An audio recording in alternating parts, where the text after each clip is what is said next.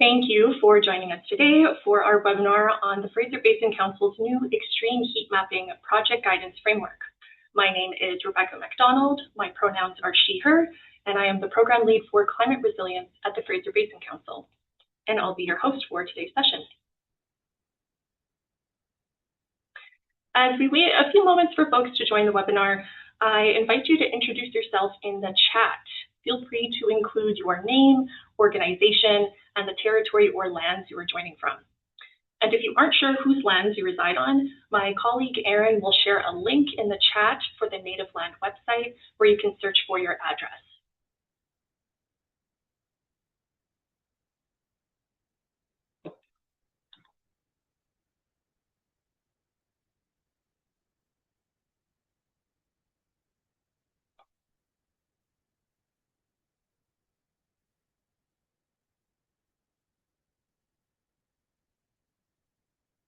Great to see so many folks on the call. Thank you again for joining us today.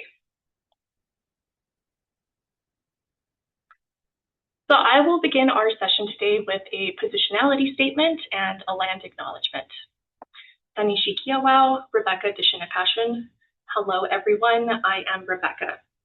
I just introduced myself with a few words of Southern Michif, one of the traditional languages of the Métis people. I am mixed European settler and Red River Métis from Treaty 8 territory in northern Alberta. And my grandpa on my mom's side is from Duck Lake, Saskatchewan, with their family names including Fisher, Ross, Paronto, and Dumont. Today, I'm joining you from so-called Vancouver on the unceded territories of the Musqueam, Squamish, and Tsleil-Waututh nations. I am incredibly grateful for these nations' past and present stewardship of the land and water, and I raise my hands to them. The photo on the screen is one that I took near Sicamous on Secwepemc territory during the winter holidays. My family and I gathered along on the snowy shoreline of the lake, and we spent an evening around a small fire, roasting marshmallows and watching this gorgeous sunset. And it just makes me think about how thankful I am for the opportunity to spend moments like this, not only in relationship with the land and water, but also with my family. I would also like to acknowledge the many nations whose territories participants are joining from across British Columbia and beyond. We recognize and respect the enduring relationships that Indigenous peoples have with these lands and waters, and I am grateful for the opportunity to gather, share, and learn together today. Just wanted to take a moment to share with you this photo of this gorgeous sunset that my family and I got to enjoy together over the winter holidays. And again, thank you everyone for joining us today, and a huge thank you and much respect to the nations whose territories we are all joining from as well. Here is our agenda today. As I mentioned, we are going to work our way towards a walkthrough of the guide, followed by a community case study from the City of Nanaimo. Then we'll have a break just before the top of the hour, and after which we will hear from colleagues from the BC's Ministry of Emergency Management and Climate Readiness and GeoBC about some available funding, data, and technical supports, followed by the First Nations Health Authority. And after which we will conclude with a Q&A session. Getting into a few technical notes. If you're like me and you are having any technical difficulties, my colleague Erin Peterson will be your contact person today. So if you are experiencing any kinds of issues or have any questions, feel free to get a hold of her in the chat. So today's webinar is being recorded with the exception of the Q&A portion at the end. Following the webinar, we'll share the recording and presentation materials with everyone who registered. We encourage you to use the chat throughout the session to share comments, resources, reflections, and if you have any questions about the guide or for any of our presenters, please submit those questions using the Q&A function at the bottom of your screen. And if you don't immediately see it, you may need to select the More menu button on your toolbar. We'll be monitoring questions throughout the webinar, and we'll address as many as possible during the Q&A. And with that, I'd like to invite Charlene Ponto from the Fraser Basin Council to provide some opening remarks and welcome everyone to today's session. She will be followed by Amanda Broad from the BC Ministry of Emergency Management and Climate Readiness. Over to you, Charlene. Thanks so much, Rebecca. Good morning, everyone, and thank you for joining us today. My name is Charlene Ponto, and I'm the Senior Manager for Climate and Energy Resilience at the Fraser Basin Council. And I'm pleased to be joining today from the unceded and ancestral territories of the Coquitlam, Tsleil-Waututh, Musqueam, Squamish, Katzie, Kwantlen, Kikite, and Stolo peoples, also known as Port Moody, and I express my gratitude for being able to live and work on these lands. The Fraser Basin Council is a charitable nonprofit organization that brings people together to advance sustainability and sustainability solutions and practices in British Columbia. Since 1997, we've worked collaboratively on hundreds of initiatives that serve BC communities to support flood management, community wildfire planning, disaster risk reduction, energy efficient buildings, sustainable transportation, watershed planning, air quality improvement, and much more. Our strategic priorities include taking action on climate change, supporting healthy watersheds and water resources, and building sustainable and resilient communities. We lead a wide range of climate adaptation initiatives across the province, working closely with First Nations, local governments, provincial agencies, researchers, and community organizations in preparing for changing climate. Today's webinar focuses on one of those efforts, the Extreme Heat Mapping Project Guidance Framework, which we were very excited to launch earlier this year. Extreme heat, as many of you know, is a growing challenge for communities across the province, and we recognize that each community's experience is different. So our goal with this guide was not to prescribe a single approach, but to provide practical guidance that helps communities determine whether a heat mapping project is right for them, and if so, how to approach it in a way that reflects their local priorities, capacity, and context. We're particularly grateful to the many First Nations, local governments, health authorities, researchers, and practitioners who contributed to this guide and expertise to inform this work. Whether through participating in one-on-one interviews, joining our extreme heat mapping workshop and knowledge exchange pictured here, or reviewing the draft guide, your contributions have been valuable. Thank you for ensuring this guide reflects a wide range of perspectives and experiences from across BC.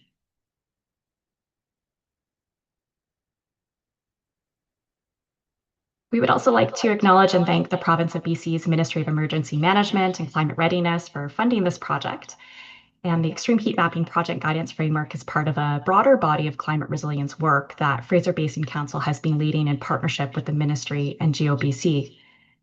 Our role in the project has been to engage communities and practitioners across BC, synthesize lessons learned and best practices, and develop practical resources that help strengthen local capacity for climate adaptation and disaster risk reduction. We're grateful not only for the province's financial support, but also for the ongoing collaboration, guidance, and commitment throughout the development of this resource. We'd also like to thank our guest speakers joining us today from the City of Nanaimo and the First Nations Health Authority. We greatly appreciate you sharing your time, expertise, and experiences with us. Your perspectives help bring this work to life and provide valuable insights for communities in considering or undertaking their own extreme heat mapping projects. So I'll now pass it over to Amanda Broad, who will share some opening remarks and additional background information on the project from the province's perspective before we dive into the walkthrough of the guide.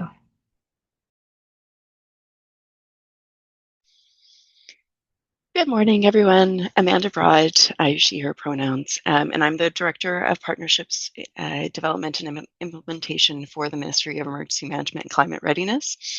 I was part of this project from the very beginning, and it really emerged out of the horrible events of the 2021 heat dome. I know for anyone who is working in emergency management, in climate adaptation,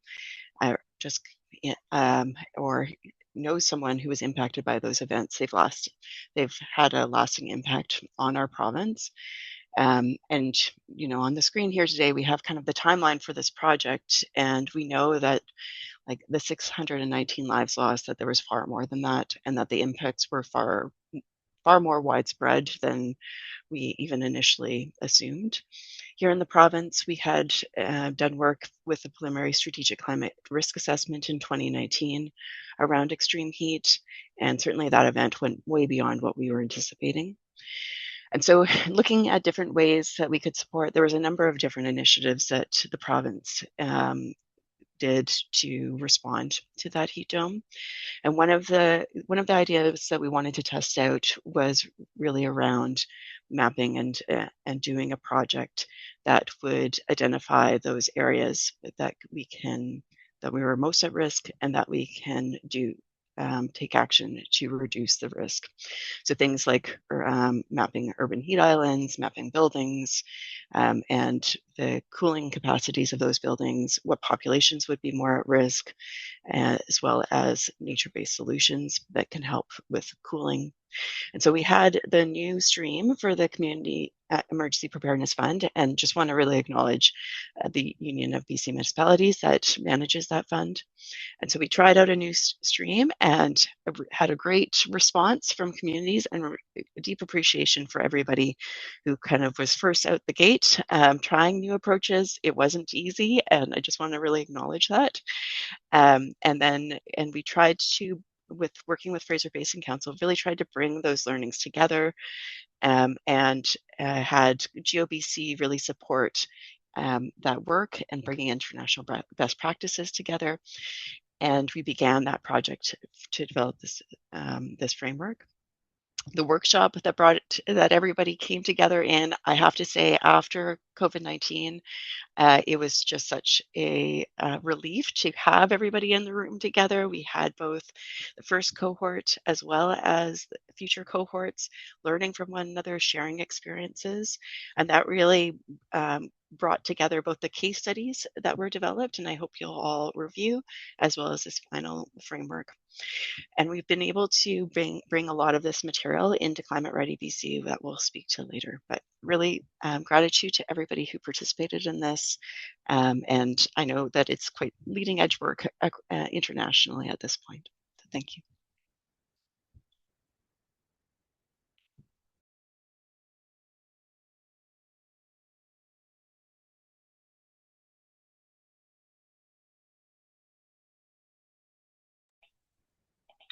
Thank you so much, Charlene and Amanda, for providing some background on the project. Next, I'll share some context about today's webinar and who has joined us. So when you registered for this webinar, you were asked where your community or organization is in its extreme heat mapping journey. The responses highlighted a wide range of experience levels in the room today. And out of 133 people registered, we saw that 19% haven't started but are interested. 15% are exploring or scoping a project. 4% are currently developing a heat map.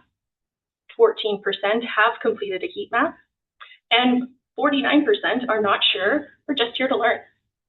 Thank you very much for responding to that question so that we have an idea of who's in the room.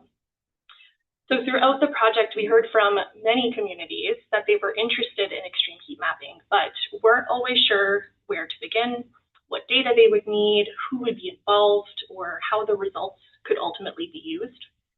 We also heard from communities that had already completed heat mapping projects, such as the recipients of the Community Emergency Preparedness Fund, and they were eager to share their lessons learned, among other tips for future recipients. In layering a variety of these perspectives in this guide, we hope it can support a variety of audiences in conducting a heat mapping project, no matter where you are on your journey.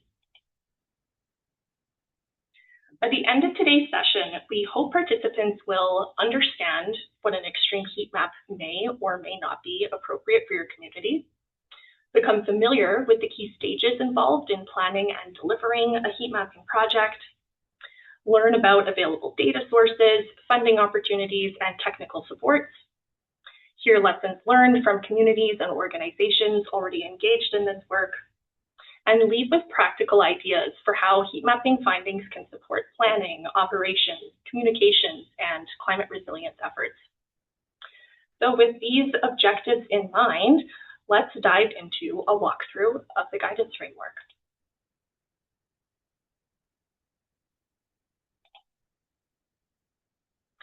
I wanted to start with a quick roadmap of where we're headed. The guidance framework is organized around 6 main sections, which also reflect the major phases of a typical extreme heat mapping project. We'll start with an introduction to extreme heat mapping and some of the key concepts behind it. From there, the guide walks through the project preparation, including building a project team. We then move into data collection, where communities identify and gather the information needed to support their analysis. The next phase is mapping methodology, where decisions are made about indicators, scales, and approaches for assessing heat risk. This is followed by analysis and outputs, where communities interpret findings and develop products such as maps, reports, dashboards, or story maps. And finally, the guide explores implementation and moving from mapping to action. This would be how communities can actually apply findings to planning, operations, communications, and broader climate resilience initiatives.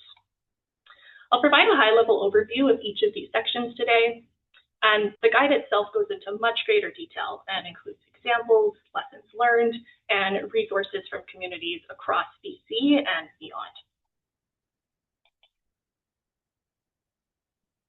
Before we talk about how to create a heat map, I thought it would be helpful to show a couple of examples so we have a shared understanding of what we're ultimately working toward. The example on the left comes from a national project led by the Université de Laval. This is an interactive online tool that maps heat risk across numerous communities in Canada. It's designed to be accessible and user-friendly, allowing residents, practitioners, and decision makers to explore heat risk information for their communities.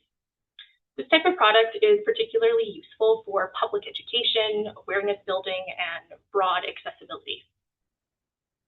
The example on the right comes from a collaborative project between the City of Delta and Tsawwassen First Nation. It shows a heat vulnerability index that was developed as part of their extreme heat mapping project. Unlike the interactive public-facing map, this type of static map is often used with technical reports and planning documents to support internal decision-making, operations, emergency management, and adaptation planning. I wanted to show these examples because one of the key messages throughout the guide is that there is no single right output. The final product should reflect your community's goals, audience, and intended use. The City of Delta and Tsawwassen First Nation is particularly relevant to today's discussion because they were one of the communities we interviewed while developing this guide. Their experiences and lessons learned helped inform many of the recommendations you'll see throughout the framework. Now, we'll move into the first section of the guide, the introduction. So this guide was developed to support First Nations, local governments, and practitioners who are interested in undertaking an extreme heat mapping project, particularly those who may be newer to this work. Importantly, this is not a technical GIS manual. The goal is not to teach people how to run advanced spatial analysis, but rather to guide communities in defining the purpose, scope, data, and partnerships needed for a meaningful map. The guide explores a wide variety of community priorities that can help shape a heat map, such as emergency management, public health, infrastructure, agriculture, or protecting traditional medicines and ecosystems. We've included examples throughout from different types of communities and sectors to reflect that there is no one-size-fits-all approach. Another key message woven throughout the guide is that a heat map is just one tool. Its usefulness can vary depending on a community's size, priorities, capacity, and available data. So some communities may benefit greatly from a heat map, while others may already know where risks exist and may choose to focus on adaptation actions or planning measures instead. In the preparation section, one of the strongest themes we heard is that heat mapping is not something that should happen in isolation.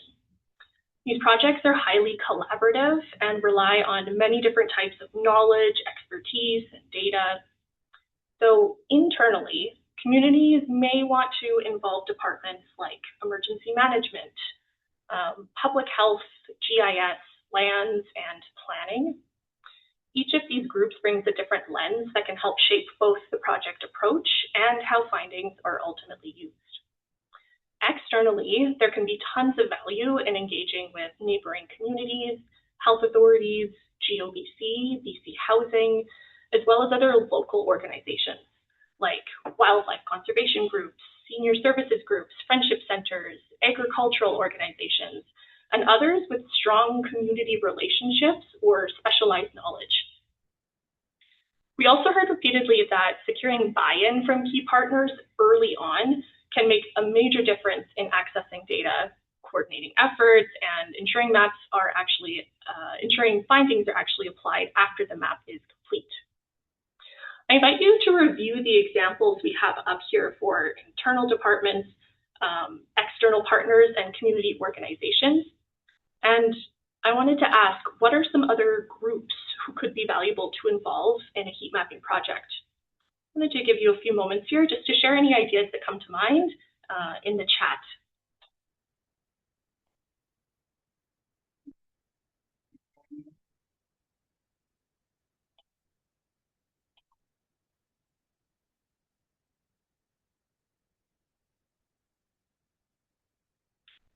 Yes. Occupational health and safety, that would be an excellent internal department to include.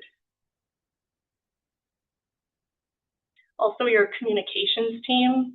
Oh yes, thank you, Kevin. Outdoor staff, youth organizations.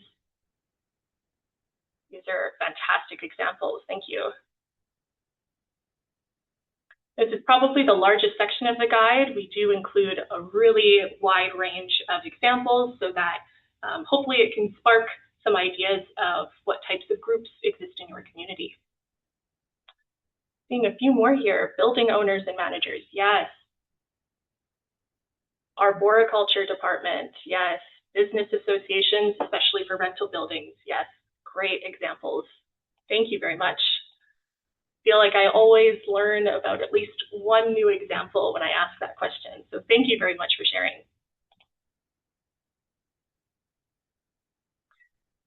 Moving on to data collection. Once you've established your project team and objectives, this will be your next step, identifying data that will inform your map. The guide includes a comprehensive overview of potential data sources, including demographic data, health data, weather and climate data, land use information, and building-related data. The specific data sets you prioritize will depend on your project goals and the questions you are trying to answer. So again, one of the stronger messages we heard from communities is that health data is often among the most valuable inputs for understanding heat risk, but it's also one of the most challenging to access. In some cases, health authorities may only be able to share data in its aggregated form, while in others, certain data sets may not be available to share at all. Data sharing requirements and privacy considerations will vary by organization, so it's really important to build relationships early so that you can better understand each other's policies. The guide also recognizes that existing data sets may not tell the whole story. In some cases, communities may wish to collect new data to help fill gaps or better understand local conditions. Mobile temperature and humidex sensors or sensors applied on vehicles or bikes, for example, can help reveal temperature differences across a community that may not otherwise be captured.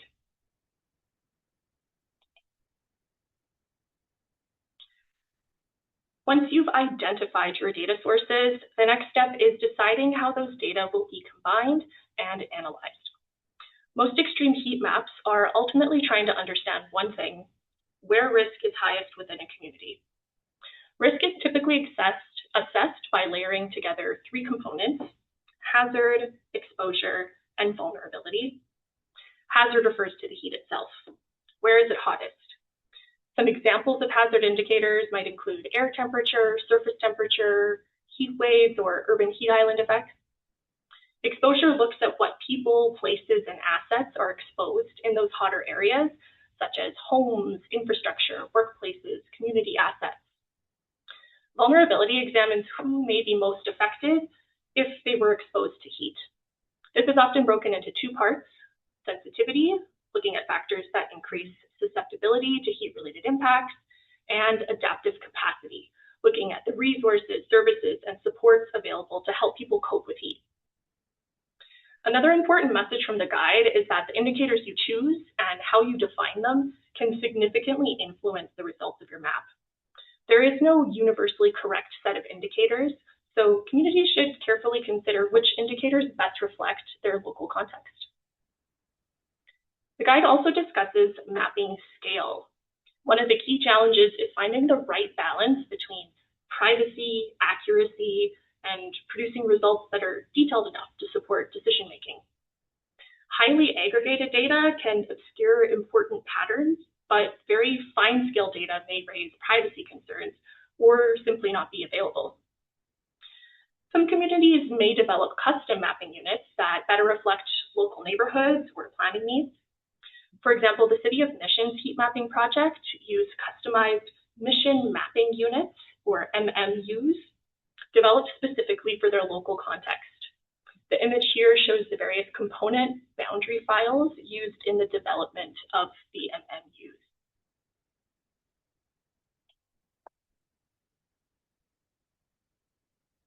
Once the data has been collected and the mapping methodology established, the next step is selecting an analysis approach that aligns with your objectives and available data. The guide presents several different approaches, each with their own advantages and limitations. One of the most important messages from communities and practitioners is that the analysis shouldn't happen in a vacuum. It's essential to validate or ground truth findings through expert review, community knowledge, and lived experience.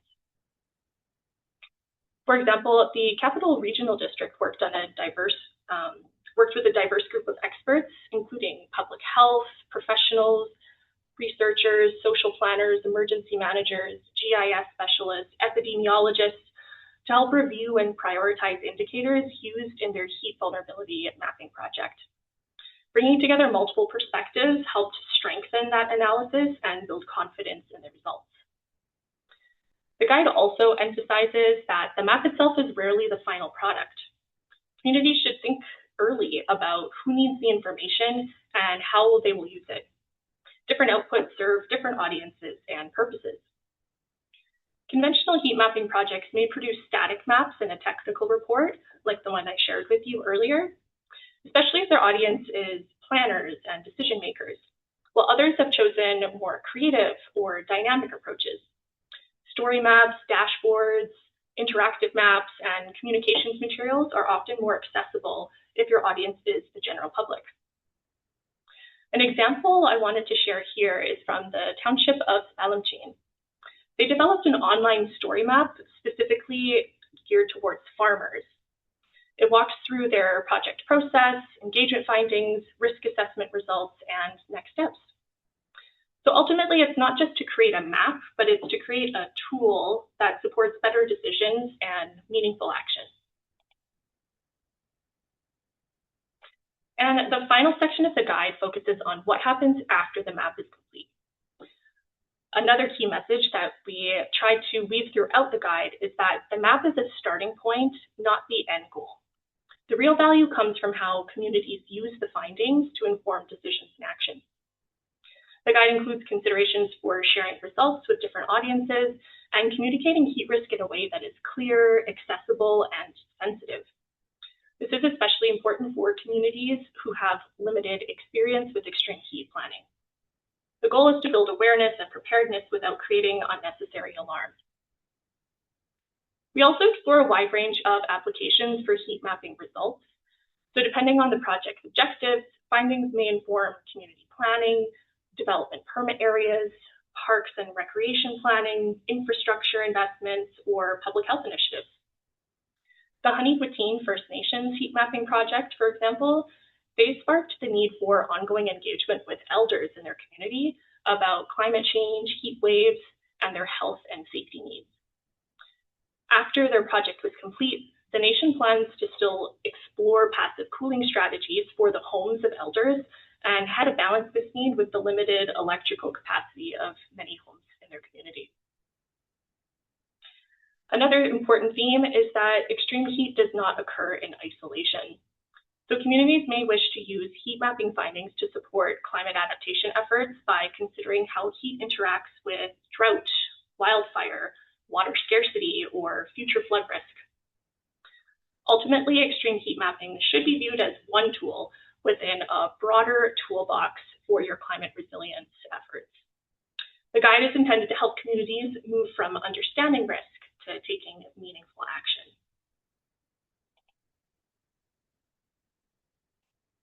And that concludes our overview of the guide for today. I invite you to explore our suite of extreme heat mapping resources. We do have a summary of our workshop that Amanda mentioned earlier. We have a case study report that helped build a knowledge foundation for the guide. And then, of course, we have our project guidance framework as well. So my colleague Erin has shared a link that you can use to view these resources. But of course, if you have any questions or comments or feedback, I do encourage you to reach out to me and share that feedback.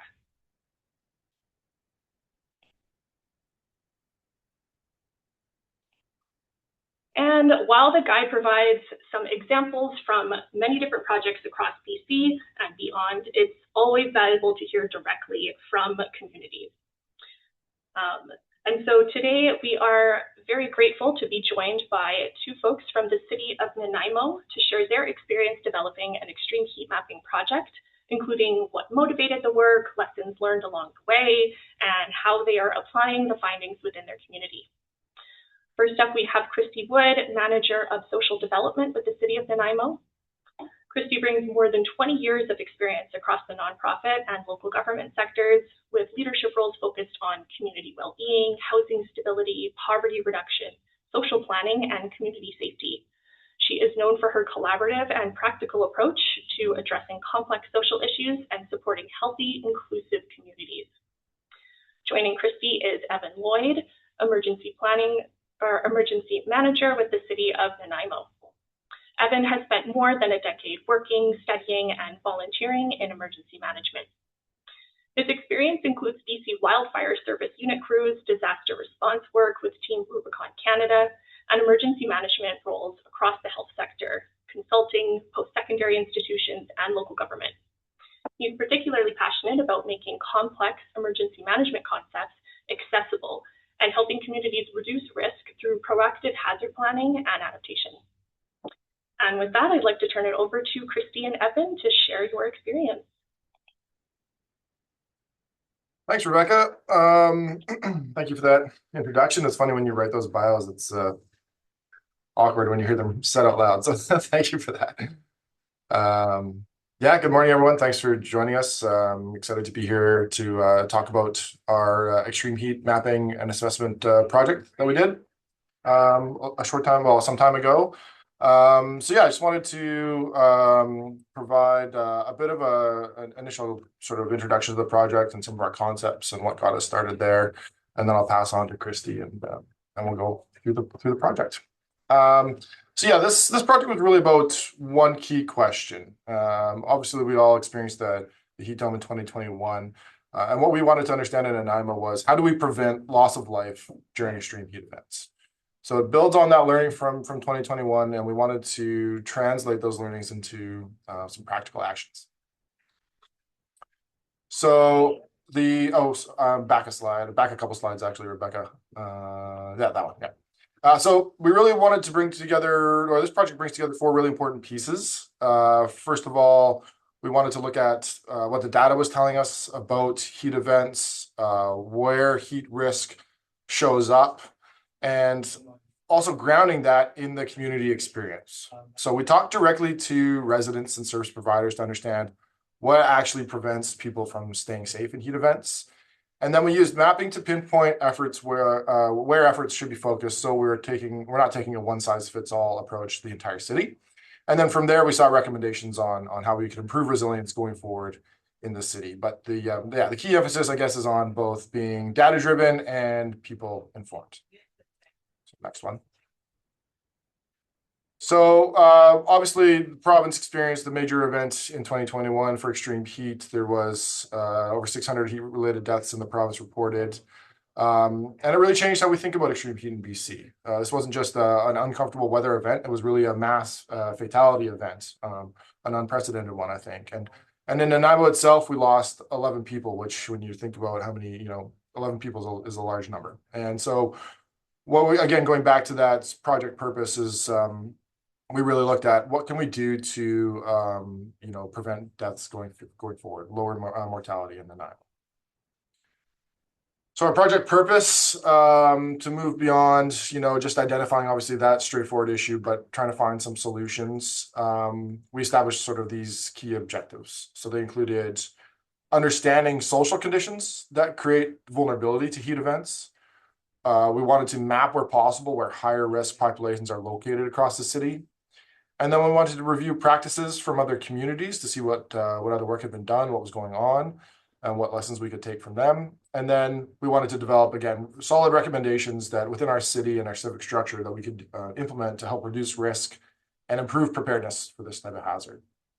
And the work was really intended to inform both our emergency response, so our work in emergency management and EOCs, and then also our long-term planning efforts as well, so that we could, again, increase resilience, reduce risk. And yeah, incorporating the learnings from other communities just so we didn't have to start from scratch as much as possible. And with that, I'll pass to my dear colleague, Christy. Thanks, Evan. Nice to be here today. So just under heat vulnerability factors, as we know, and as what had been said earlier in the webinar, is that we know that extreme heat risk is not evenly distributed across the population. We know that certain groups are more vulnerable, including older adults, particularly those living alone. We worked quite closely with our medical health officer here during this project to really identify some of the local risks around the population here as well. And all the folks who unfortunately lost their lives, was at increased risk from overnight heat as well. So I think that was a big factor for us when we were thinking about groups. We also learned that individuals with chronic physical or mental health conditions were also at higher risk. Low-income renters, especially those living in older buildings. So I'll talk a little bit about that later without, the cooling infrastructure. And then, of course, other populations who are using substances or have other housing instabilities are also contributing factors to that. So in many cases here in Nanaimo, what we learned is that we have individuals experiencing multiple overlapping vulnerabilities. Next slide.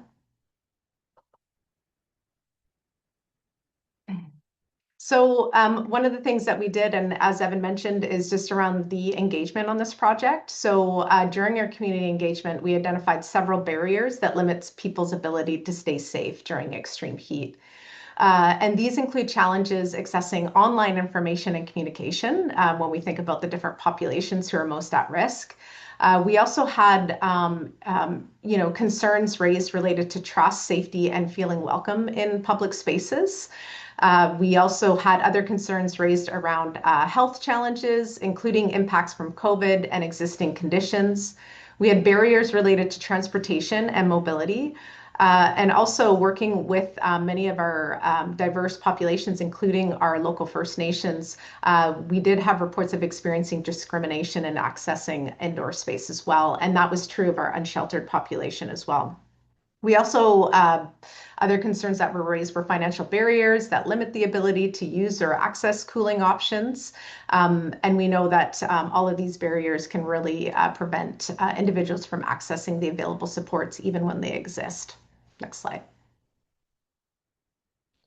So the next few slides just kind of show a little bit of a snapshot of some of the different mapping that we did.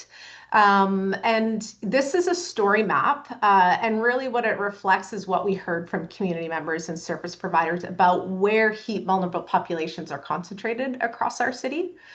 It brought together local knowledge to highlight clusters of vulnerability, helping us understand where people may face the greatest risk during extreme heat events. So this is the kind of people informed that Evan's talking about to kind of correlate with our data informed as well.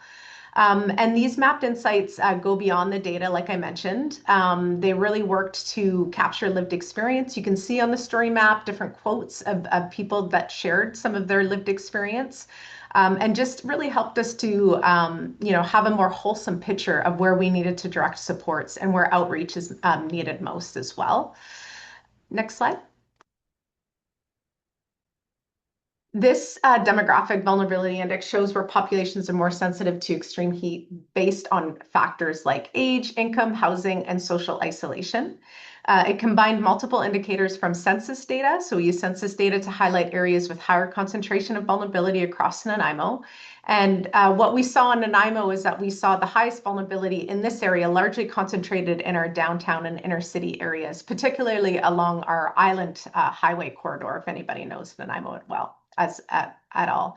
And this index helped us to identify where people may face greater health risks during the heat events so we can prioritize those targeted supports. Next slide. So this one really looked at mapping some of the older building stock that we had. One of the things that we did here and our experience in Nanaimo during the heat dome was the folks who did lose their lives were housed. And they were living in buildings that didn't have cooling infrastructure. And, being from a local government, it's hard for us to identify those folks and where they're actually living so we could target supports where we can. And so this was an important piece for us, was to map out our kind of older and potentially higher risk buildings, particularly, our pre-1980 apartment buildings. What we understand is that these buildings are more likely to retain heat and are often home to renters with fewer options for affordability around in-home cooling. And we definitely saw some clusters of housing vulnerability again in some of our downtown and inner city areas, which kind of closely aligns with the broader patterns of demographic vulnerability that you saw in the previous map. So this map actually just helped us to identify and pinpoint where building conditions may increase heat risks. And so one of the things that we tried to focus on when we first developed this mapping was to not only create a list of the older buildings that we had in Nanaimo, but also to try to figure out how we might get cooling resources to these. So we worked with BC Housing and some of the other managers and building property managers to figure out, how we might be able to create cooling locations within lobbies or anything like that. We definitely came up with some barriers in the sense that we don't have in Nanaimo any kind of air conditioning, company that rents out air conditioners, and anybody who accesses EMCR funds will know that it really limits the planning that you can do around providing cooling resources.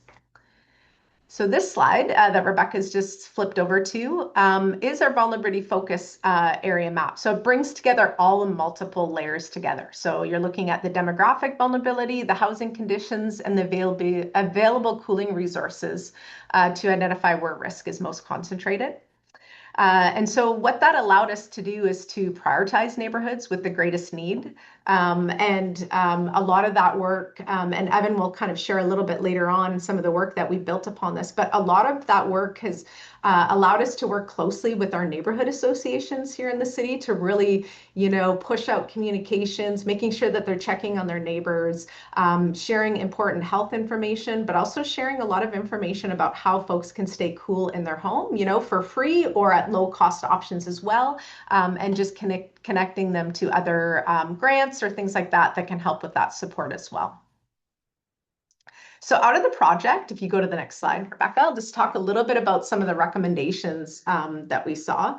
So recommendation 1 focuses on improving how we can communicate before and during extreme heat. So this has really influenced the way Evan and I work together and how we start doing some of our pre-season planning when it comes to extreme heat.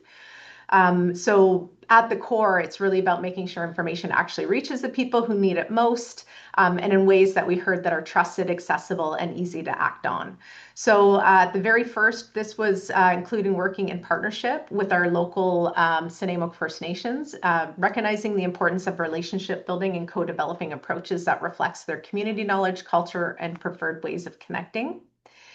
There was also a strong emphasis on neighbor-to-neighbor connection, which I just basically kind of shared a little bit about, and place-based resilience. And what we heard clearly is that people often rely on those that are closest to them, so neighbors, friends, and informal networks, especially during emergencies. So Evan and I really work on strengthening those local communications and connections to help improve that as well. This recommendation also highlighted the need to provide information in multiple formats and languages, definitely going beyond digital channels to include printed materials and simple visuals and clear messaging. We have a few neighborhood and community champions that take our communication to locations that you saw on the story map of where vulnerable populations are getting coffee or doing their shopping, and making sure that we're also sharing communication material there about how to stay safe during extreme heat. And then another key piece that we rely on quite a bit is just leveraging our relationships through community organizations and service providers. So many of the vulnerable residents are already connected to services, whether it's through healthcare, social supports, or community programs. And so we use those touch points as critical ways of sharing information as well. Next recommendation there, Rebecca. So recommendation 2 focuses on supporting in-home heat relief. What we heard consistently through the engagement is that many of the most vulnerable residents are not able to leave their home during extreme heat events. We've had some experience opening up cooling centers and learning from our medical health officer that as soon as folks leave that cooling center, within a couple of hours of leaving, their risk goes, increases quite drastically during extreme heat. So unless we're providing 24/7 cooling centers, it's going to be tricky for people to access all of that. So really trying to educate people on where they can stay safe, where they already are. So just clear, simple, practical information on at-home cooling strategies. So things like how to reduce indoor temperature, when to ventilate, and how to recognize the early signs of heat related illness. And, again, providing that information across different formats. Outbreak sharing maps of nearby cooling locations. So we do have a map that we update regularly on that as well. And another important element is reducing financial barriers to cooling. So particularly for low income renters. So again, just communicating and connecting residents to rebates, subsidies, or programs that support access to fans or air conditioning as a significant, as cost is a significant barrier for many. And I think this recommendation, just to highlight, and as many folks will know on this call from the BC Corners report, that most heat-related deaths occur indoors and often in private residence and during overnight periods. So just remembering that, so prioritizing that in-place safety. Next slide. So recommendation 3 really focuses on taking a spatial or place-based approach to extreme heat response. So relying on the mapping and analysis to target efforts in the areas of Nanaimo. Evan and I are the only ones that really do this work in the city of Nanaimo. So we really have to be really strategic about where we're putting our resources and how we can make the biggest difference. So we definitely use these maps and use our connections to community to do that work as well.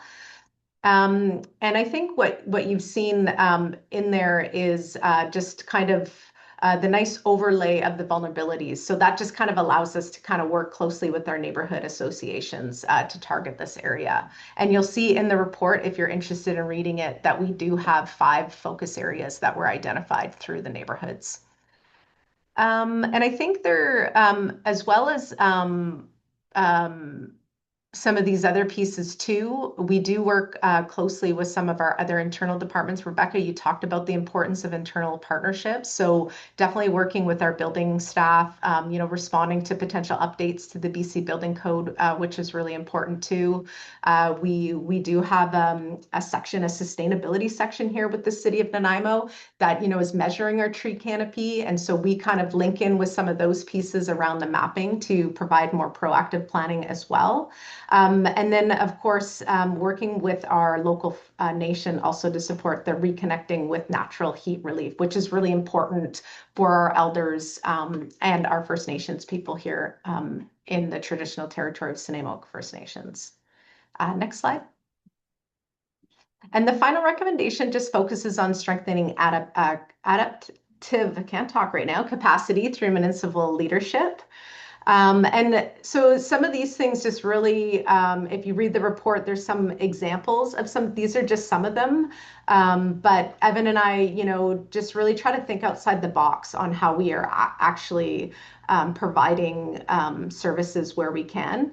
I think I mentioned cooling centers, and our over-reliance sometimes on cooling centers can be pretty problematic, especially as folks leave there. And we learned that firsthand from working with our medical health officer, and where we might be able to put limited resources to provide that. So whether that's a mobile heat relief hub, again, creating, cooling lobbies within apartment buildings or other buildings that may not have cooling infrastructure as well.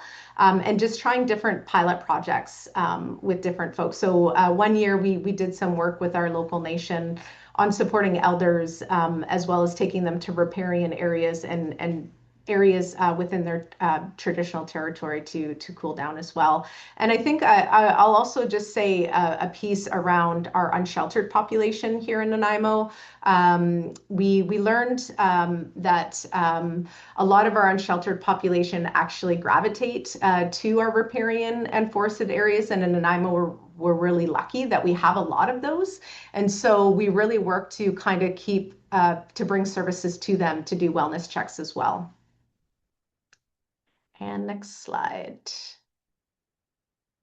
Evan, I'll turn this over to you. Sure. Yeah, I feel like maybe we're pushing it for time, but I'll quickly talk about some of the ways we implement these lessons from this project here in 2026. So one, we've undertaken a major climate hazard assessment and mapping project, again, funded through UBCM and the CEPF, just to give us a better understanding of climate hazards in Nanaimo. It's a component of hopefully a future develops HRVA, and heat was definitely a major, one of the main hazards that was assessed in that. And also, and Christy touched on it, we have established, she and I, a pretty well established process for seasonal readiness. So both for winter and summer seasons, we have atmospheric temperature hazard in the winter, largely our unhoused population, but recognizing we have different vulnerable populations in the summertime.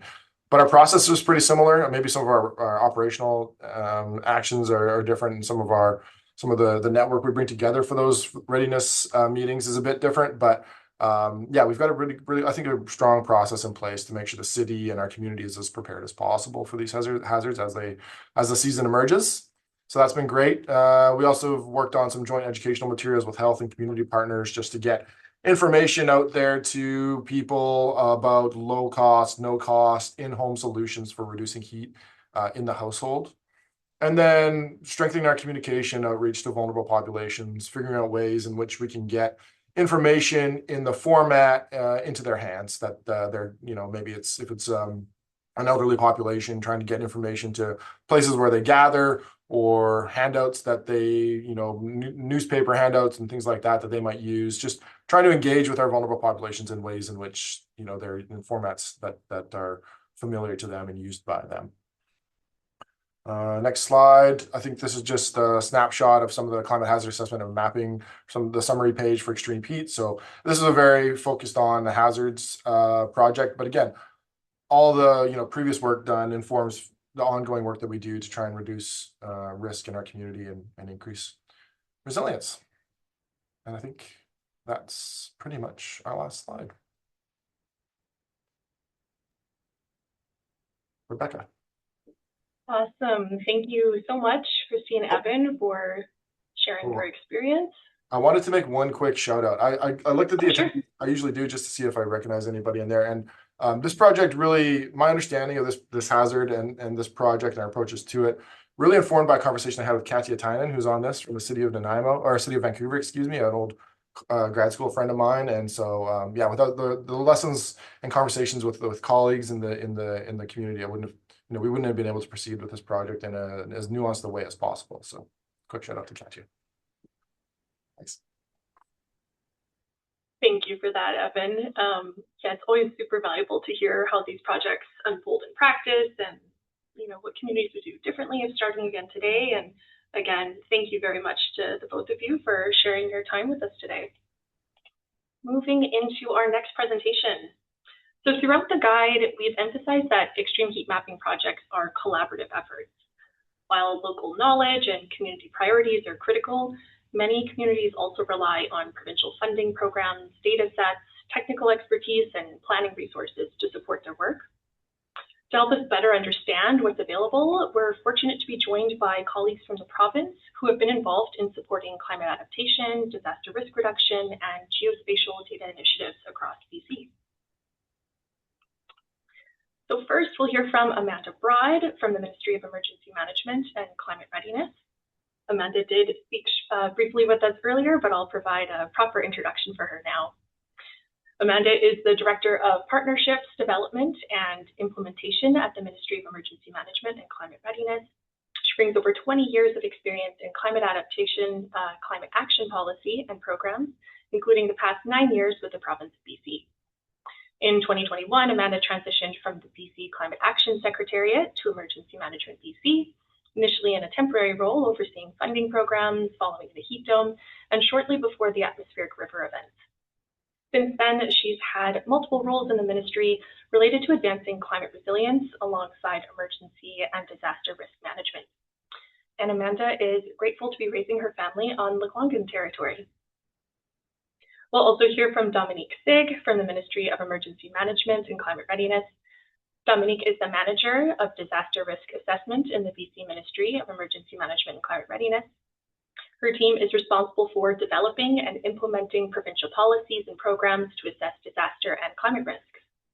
This includes the recently released Provincial Disaster and Climate Risk and Resilience Assessment and providing information and data to support communities in understanding and mitigating risk. And finally, we're joined by Gurdeep Singh from GeoBC. Gurdeep is the strategic lead with GeoBC, where he leads the development of data and GIS solutions that support situational awareness for emergency management, climate adaptation, disaster risk reduction, and resilience planning across British Columbia. With more than 26 years of public sector experience, Gurdeep has led numerous geospatial initiatives that help governments, First Nations, local authorities, and partner agencies make informed decisions through mapping, analytics, and shared information platforms. His work includes the Capital Regional District's Extreme Heat Risk Mapping Initiative, which supports evidence-based planning and adaptation to decrease climate-related risks. Together, they'll provide an overview of available funding opportunities, provincial data sources and resources, technical supports, and tools that communities can draw upon when undertaking extreme heat mapping and broader climate resilience work. With that, I'll turn it over to Amanda.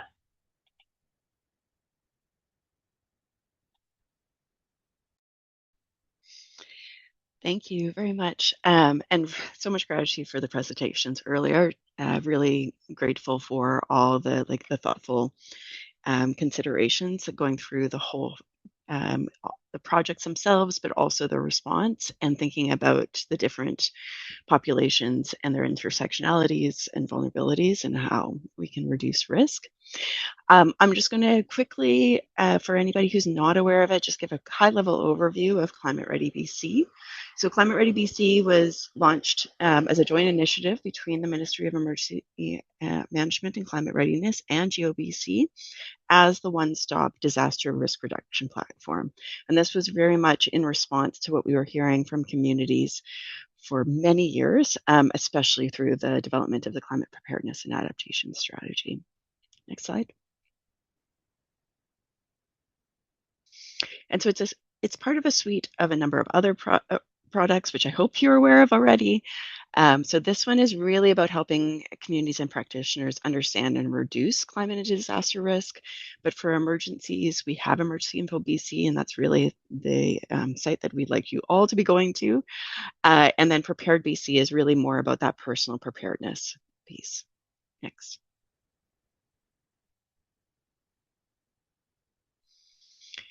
And so the Climate Ready BC has lots of products on there. We'd love to hear from you if you want anything added to it or if you have any suggestions for changes. We're actually going through a process right now with the Union of BC Municipalities, as well as the First Nations Emergency Services Society, to really look at the functionality of Climate Ready BC and how we can improve it. But it has lots of information and resources on a variety of hazards. It has also funding opportunities and a searchable, downloadable resource catalog. And if you have anything that you'd like to add, you can add it to Climate Ready BC. At this time, just thinking about time, and we won't go through kind of the demo on it, but if we go to the next page, one of the ways that Climate Ready BC is set up is so that you can explore different hazards, and we're slowly adding to them. It takes quite a while to work across government and with subject matter experts in the federal government and academia to develop all these pages. And we'd love to hear from you about what pages are needed. While Climate Ready BC does have climate change, obviously in the title, it's really not just about climate-driven risks. It's also about other hazards. And Climate Ready, and we often will think about those as well, about them taking place in a changing climate. So for example, we think about earthquakes taking place in events such as heat domes. Next slide. The other item that I really want to make sure everybody is aware of, and there was a really good comment earlier on just about the limitations of what funding is available through programs such as the Community Emergency Preparedness Fund or the Disaster Resilience and Innovation Fund and others, is that there is the Community Climate Funding Guide. This was developed through engagement with First Nations and local governments under the both Clean BC and the Climate Preparedness and Adaptation Strategy. This is an incredible site that I really recommend visiting if you haven't yet. You can subscribe for updates. So whenever there's a new funding stream that is opened, and that can be private funding as well as federal and provincial funding. I'm quite impressed with how quickly the team keeps the site updated. And there's also lots of resources in here about how to apply for funding programs, as well as videos about how to use the site. Next slide. And with that, I'm going to turn it over to my wonderful colleague, Dominique Sick. Great, thanks, Amanda. Just checking that everyone can hear me okay? Yes, loud Yep. and clear. Awesome, thank you. So yeah, it's a pleasure to be with you here today. I'm also calling in from Lekwungen territory, and I'm just going to give you a really super high level overview of the Disaster and Climate Risk and Resilience Assessment that was released last year, and point to a few resources that you can explore in your own time. So next slide, please. So as Rebecca said at the beginning of this session, the Disaster and Climate Risk and Resilience Assessment was released late last year, and this is a provincial scale assessment of 6 risks that we looked at at the provincial scale. So riverine flood, coastal flood, extreme heat, which we're here to talk about today, obviously, drought and water scarcity, wildfire, and earthquake. And we also looked at a multi-hazard event scenario. So this assessment provides baseline information on these hazards and how they impact the things that we value that were defined by the flower wheel that you see below. So looking at impacts to things like natural environment, governance, economy, health and well-being, society, cultures and relationality, and built environment. And it provides a foundation for future work and more detailed assessments that many local governments and First Nations are also doing in their jurisdictions. So this assessment was built on existing and new information. It was a very big participatory process. We had over 200 subject matter experts involved in the project, from local government, First Nations, provincial government, federal government, academia, and other not-for-profit organizations that were involved in the project. So there might be some of you on the call today, and if there are, I just want to say a big shout out to those that were involved in putting this project together. And throughout the assessment, we drew on very diverse sources of knowledge. So Western science, Indigenous knowledge, We had a First Nations Committee on Disaster and Climate Risk that worked with us in this project, both in terms of developing the assessment methodology and exploring information on how these hazards are impacting the things that we care about. So just a very brief summary of what that project looks like. Next slide, please. So I just want to touch on, at a high level, some of the results from extreme heat. So from this assessment, again, a provincial scale assessment, we know that, as we've been talking about here today, that extreme heat poses very serious risks, not only to ecosystems and human health, also built environment and other areas, and that in many cases, heat-related illness is a significant factor that we see that can be worsened by things like air quality in association with extreme heat events. And the 2021 heat dome has really demonstrated to us just how disproportionately those impacts are experienced across populations. So we have, in this analysis that we did, 320,000 people with a moderate social vulnerability index are considered to be exposed to extreme heat based on some hazard exposure analysis that we did. And so these vulnerable populations experience heat in very different ways than the average population. So for the geospatial analysis, we looked at the extent of extreme heat at a baseline and in the future. And we looked at how things that we care about are potentially exposed to that heat event. So exposure isn't quite the same thing as risk, because it doesn't consider whether or not you're vulnerable to that event, but it does give you an idea of what might potentially be at risk, and it gives you some more information on where to look for that, to gather that information. So from that analysis, we know that in the baseline, about 33% of the population is exposed to extreme heat, and under climate change, by the 2050s, we expect that to increase to 98% of the population that could be potentially exposed to these types of extreme heat events. So this is a problem that's getting greater over time. Next slide, please. So if you want more information on the assessment, it was released last year, as I said, and that can be found on the Climate Ready BC platform that Amanda just mentioned. The QR code up there, or the URL, will take you directly to the resource page, where you'll find the full technical report, the Hazard Insights tool, an executive summary of findings, as well as a summary for policymakers, which goes into a bit more detail than the executive summary, but provides the key information that you might want to know if you don't want to read the full technical report. For example, it's a really useful resource for policymakers, for decision makers in all levels of government. And you'll also find a story map, which is a very high-level visual summary of the information that's presented in the report. Next slide, please. So I just wanted to talk in particular about one tool that we've made available before Gurdeep goes into some more details on some of the other products that Walrus provides, or GeoBC provides. So as part of this project, we developed the Hazard Insights tool, which provides some baseline information on the 6 hazards that we assessed, looking at, in many cases, new analysis, hazard analysis, in some cases, taking existing information and using that in new ways.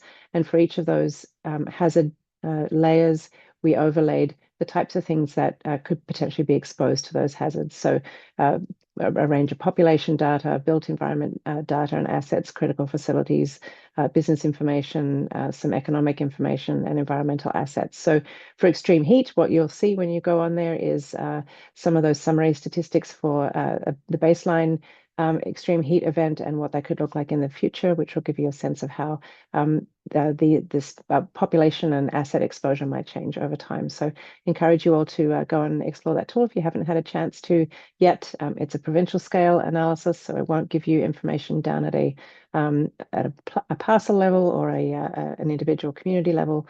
It does provide information at the provincial and regional district scale at this time.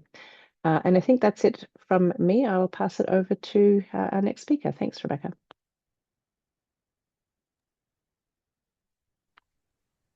Let me share my screen. Yes, I was just going to say I'll stop sharing here and allow Gurdeep to walk us through the Capital Regional District's Extreme Heat Information Portal. All right, let me test sharing of screen. All right, so Rebecca, are you able to see the screen? Yes, we can see that, Gurdeep. Thanks. All right. I have a different view. Okay, so I got the confirmation, so I can proceed then. All right. Good morning, everyone. Pleased to join today from the traditional territory of the Coast Salish people. I'd like to thank Dominique and Amanda for their presentation. I'll just build on that. So you've seen the provincial picture in terms of Climate Ready BC, the DCRRA initiative, which Dominique talked about, and also a very quick overview of the Hazard Insights tool. So these tools and the initiatives that both Amanda and Dominique talked about, they provide a provincial view of the various hazards, including extreme heat. What I want to do is actually, as part of my next 4.5 minutes, is zoom down actually to a community level to look at the picture at a building level or a block level, what it means actually, specifically for the extreme heat.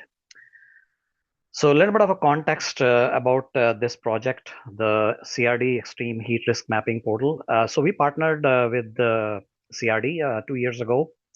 And I think it's really a true partnership in the sense that CRD was a lead on this project. They received the funding through UBCM. EMCR provided that funding. And then we also had private sector, in this case, Liquor Geospatial, providing the technical support in terms of developing methodology, collaboratively with CRD. And we were actually part of the journey all along to understand how the methodology was developed, what data sets were included in the analysis, so that we can establish standards in terms of analysis, the methodology, and also then eventually make it available. I'd also like to give a shout out to Cornell from the Ministry of Health. Actually, he's on the call today, and Jamie Blakely also from Liquor Geospatial, who had a huge role in this initiative. So what you're seeing here on the screen is the main site, the opening page. I think the link was already provided in the chat earlier. So it's a public facing portal. So what you see here are a number of items on the top. What we are going to look at actually is the regional heat map. So this is a public facing view. What you see here on the screen is different views, demographic vulnerability, building vulnerability, and then we have also layers like the land surface temperature, air temperature, and so on and so forth. So there are two key data sets actually. The first of all is on this map specifically, you're looking at blocks. If you zoom out, this is the Capital Regional District. And I've just selected one of these blocks. What does it tell you? The dark areas represent high vulnerability when it comes to the population. And similar map is there also for the building vulnerability as well. So high vulnerability is, as you see here on the pop-up, it's basically a combination of various socio-demographic factors, which result in this block being categorized as high vulnerable. Next, we're going to look at the composite. This is a map which actually combines the demographic vulnerability and the building vulnerability. And as you can see here, this particular block here, which I have highlighted, and it's a combination where the building vulnerability is high, and also the population vulnerability is high. Those are the pink shaded areas. So there's a lot of detail which has gone into creating these maps. And if you're interested in learning more about the methodology, I know Rebecca actually provided a quick overview of the process that you need to undertake or could undertake in order to develop mapping for your community. But we have the detailed recipe and the methodology. If you are interested, please reach out. What I want to show you is also something which is not available to the public, which is available to the communities only within the CRD. So this is a password restricted map. What you see here is zoomed into a block. So if I point you to this homes here, there are 2 homes here in the middle of this row of homes, which are categorized as very low vulnerability when it comes to the building vulnerability. Isn't it interesting? They're all surrounded by high vulnerability or medium vulnerability when it comes to buildings. So now let's find out what's the reason behind that. Why are these 2 homes actually have lower vulnerability? So I'll take you to the next map. And this is precisely the reason. So combining the data, different layers of information, you can see that these are the 2 homes in this row of homes which have heat pump installed. As such, the vulnerability is low when it comes to the buildings. I'll also take you to the next map here. And as you can see, there are a number of data layers at the very top. So this particular map is showing the building age. So if you look at this row again, all the buildings have a similar age. But what the difference is that it's basically the installation of the heat pump, which has reduced the vulnerability. So all to say that if you look at these maps and you zoom out, there are a number of layers. You can start turning the layers on and off and really get a context. So if you're a planner in CRD or in any of the community or the First Nations within the CRD, you can actually get to understand the data provides insights and that can guide your decisions. For example, earlier we heard where do we locate our cooling centers? So this type of information can inform those type of decisions, and also investment opportunities when it comes to policies regarding funding for heat pumps. Finally, I'd like to show you this story map. This story map actually is a nice tool to visualize the information that is presented in the various maps, but also it provides a narrative. All of these products are actually available publicly, including this story map. And finally, I'd like to say is that we have quite a bit of expertise now based on the experience that we have with CRD. So if you are going to embark on the journey of extreme heat risk mapping, please reach out and we'll happy to help you. Okay, I think that should be back to you now. Thank you. Okay, yes, thank you very much, Gurdeep. So one of the themes we've touched on throughout today's session is that extreme heat is ultimately a health issue. While heat maps often incorporate environmental, land use, and demographic data, one of their most important applications is helping communities better understand and address impacts on heat, on health and wellness. We're very fortunate to be joined by 2 speakers from the First Nations Health Authority who will share perspectives on climate change and health, community wellness, and approaches that are grounded in Indigenous knowledge and community priorities. First, we have Mary Kaplan-Hallam, Senior Specialist for Climate Change and Health with the First Nations Health Authority. Mary leads FNHA's Climate Change and Health Program and works with First Nations communities, organizations, and health system partners across British Columbia on climate change and health research, policy, and programming. She also oversees the FNHA's Climate Health Action Program, which supports community-led climate action projects that advance health and wellness. Through this work, she has the opportunity to learn from and alongside communities as they lead climate action grounded in culture, land, and Indigenous ways of knowing and being. Joining Mary is Casey Nisway, Director of Regional Health Emergency Management for FNHA's Interior Region. Casey is a public health leader focused on climate resilience and the environmental determinants of health. His work supports First Nations communities in addressing the complex health challenges associated with climate change and environmental emergencies, with a strong emphasis on partnerships, innovation, and culturally safe approaches to building resilient communities. And with that, I'll turn it over to Mary and Casey. Fantastic. Thanks so much, Rebecca, and we're really thrilled to be here.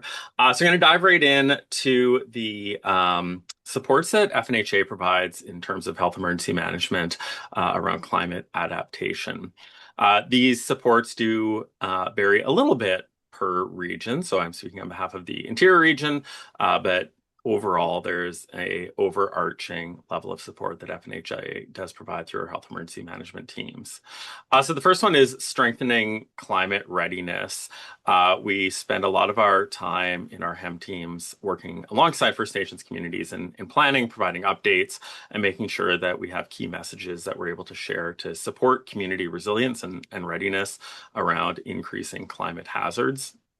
And then, of course, linked into that is our work in integrating public health into that climate adaptation. So our teams are able to take their subject matter expertise and look at the health risks that are specific to each individual climate risk in a given nation or community or geographic area, and then identify what appropriate adaptation supports might be available from FNHA or our systems partners to do so.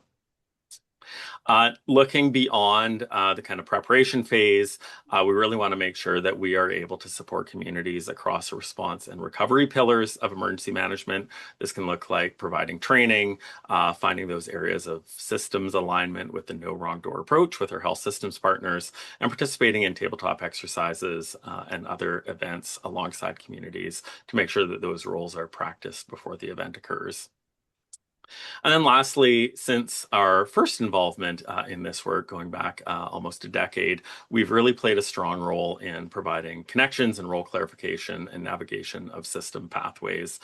We know that a lot of the bureaucratic barriers to supports for emergency management can be difficult to navigate through for communities, especially when there might not be that ongoing capacity specifically in the emergency management space. So our teams can provide a lot of that hands-on support to help navigate through those systems and make sure that communities aren't left behind throughout all four pillars of the emergency management spectrum.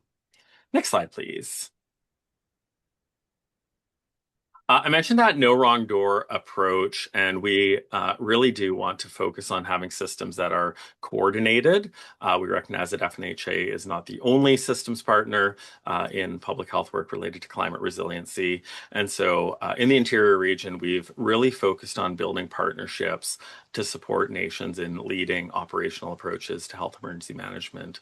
We've stood up an ongoing table with our HEMBC and interior health partners, and again, making sure that nations are both guiding our work and directing those partnerships in a way that elevates what supports both of our organizations and all of our health systems partners are able to provide across that climate health spectrum.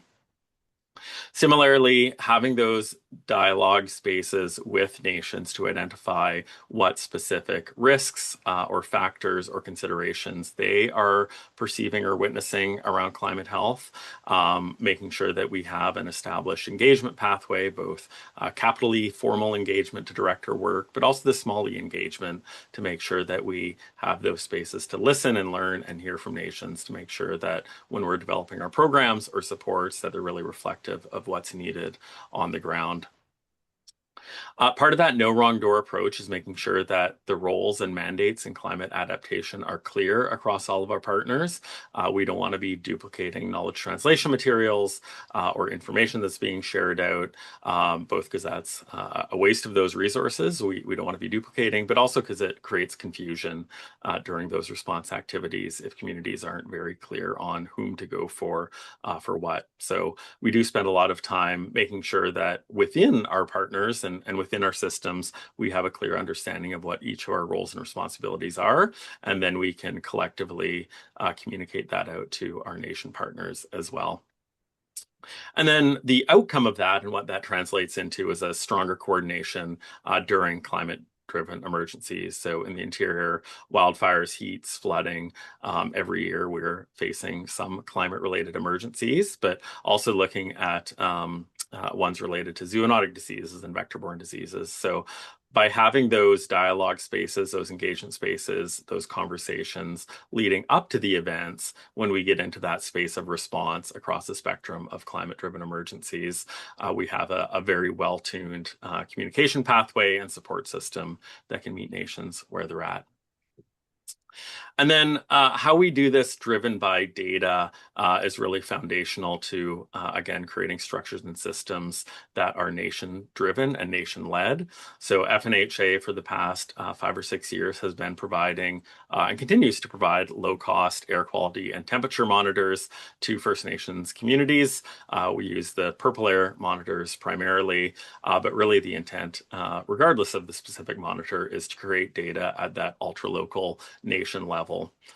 What that translates into is a context-specific emergency management planning. So when we are talking about the ability of nations to develop heat mapping or extreme heat plans or any type of climate-related emergency plan, having that data that's reflective of their local nuance is super valuable and important. Going back to the not wanting to duplicate or replicate messages, our teams spend a lot of time and work in amplification and contextualization of some of those messages from our provincial and federal health system partners. So making sure that rather than just forwarding information along or passing it along, we're able to provide some of that specific nuance or consideration for how that might contextualize based on the nation's geography or their understanding or their capacity or what their community needs are. And then lastly, our teams can take all of that and support with community-specific vulnerability mapping and mitigation approaches. So making sure that the work we're doing is really based on the nuances of each community's needs and making sure that each community has access to the data that they need to map out those needs in the way that best reflects their nuances. And I'll pass it over to Mary now. Great. Perfect. Thanks, Casey. So we're gonna step away from that operational level response focus that Casey was describing. Rebecca mentioned I lead FNHA's Provincial Climate Health Program, and so my team has the privilege of working with First Nations communities and our regional teams like Casey's on issues of where we have that intersection of climate change and First Nations health and wellness. And one of the main ways we support communities in this work is through the Climate Health Action Program, or CHAP as we call it. And this program provides funding to support community-led climate health projects, which are really grounded in local priorities and approaches and readiness. So on the little map on this slide, you can get a sense of the geographic distribution of some of the projects we supported over the past 5 years. I'm really pleased to share that we're currently at about 74 so far. And CHAP is grounded in, takes a very holistic approach to understanding what climate resilience is and looks like, and through that has supported projects that range from food systems work to climate monitoring, land-based programming, youth climate internships, mapping the impacts on traditional medicines or changing ecological indicators. And across all of this work, whether we're talking about extreme heat events or more gradual increases in temperature over time, we see actions to understand and address heat are being woven throughout these projects. Next slide, please. And so I just wanted to share quickly a few examples to give you a sense of what some of that heat-focused work is that we hear about communities leading. And it certainly includes many of the activities we've already been discussing today. So heat mapping, monitoring, developing response and action plans and associated toolkits. We also hear about education and outreach efforts, whether that's providing culturally grounded workshops on and resources on heat risk and illness prevention, or setting up youth elder dialogues on impacts, undertaking targeted outreach for individuals who may be at higher risk during heat events, another thing that we've heard about in this call already.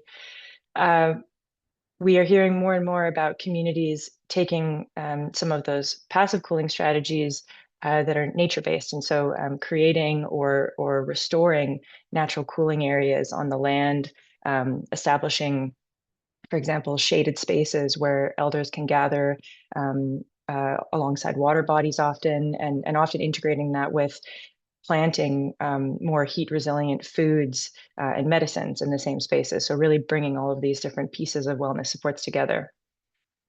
We've seen projects building local adaptation capacity through the creation of initiatives like youth climate ambassador programs or community champion programs. And then the last one, and one I really wanted to emphasize here, was the initiatives that we see around supporting mental and spiritual wellness. And so things like setting up sharing circles, putting on cultural gatherings that are focused on heat and other types of climate impacts, offering counseling to people who are looking for support to deal with the impacts of both climate-driven extreme events, but also the slower changes that are unfolding on their territories. In terms of the CHAP funding itself, I'll just note that this year's current funding is fully subscribed, but we are planning to open the intake for applications for next year's funding in the next few weeks. And at the end of, in our 2 slides from now, I'll have our contact info if anyone has questions or would like to join our listserv for this. I've also, in the next slide, if you want to go to it, Rebecca, just added in a couple additional funding opportunities that could support First Nations-led work. My understanding is that all these slides will be sent around, so you don't have to worry about panic writing any of these down. But just to give you a sense of some of the other opportunities out there. And I think we wanted to keep ours pretty short, so that's probably where we're at for time. I'll get you to go to the last slide, Rebecca, so people can see our contact info, a QR code where you can read a bit more about the Climate Health Action Program. And then, of course, Casey and I are really happy to take any questions. As we wrap up today's webinar, I'd like to extend my sincere thanks to all of our speakers. Amanda Broad and Dominique Sig from BC's Ministry of Emergency Management and Climate Readiness, Gurdeep Singh from GeoBC, Christy Wood and Evan Lloyd from the City of Nanaimo, and Mary Kaplan-Hallam and Casey Neathway from the First Nations Health Authority. We are so grateful for your time, expertise, and willingness to share your experiences and perspectives with us. If there's one thing I hope participants take away from today's session, it's that extreme heat mapping is not an end in itself. A map is simply a tool. Its value comes from the conversations it sparks, the partnerships it builds, and the actions it informs to help keep people safe and healthy during extreme heat events. If you have the chance to read through the Extreme Heat Mapping Guide or use it in practice, please connect with us. We'd love to hear how you're using it, what's working well, and where there may be opportunities for improvement. More broadly, many of the tools, resources, and funding programs discussed today continue to evolve over time. Community feedback plays an important role in helping organizations understand what's important, what's working on the ground, where barriers exist, and what additional supports may be needed. If you had feedback on the guide or related provincial resources, programs, or tools, we'd be happy to hear from you and help connect those insights to the appropriate partners.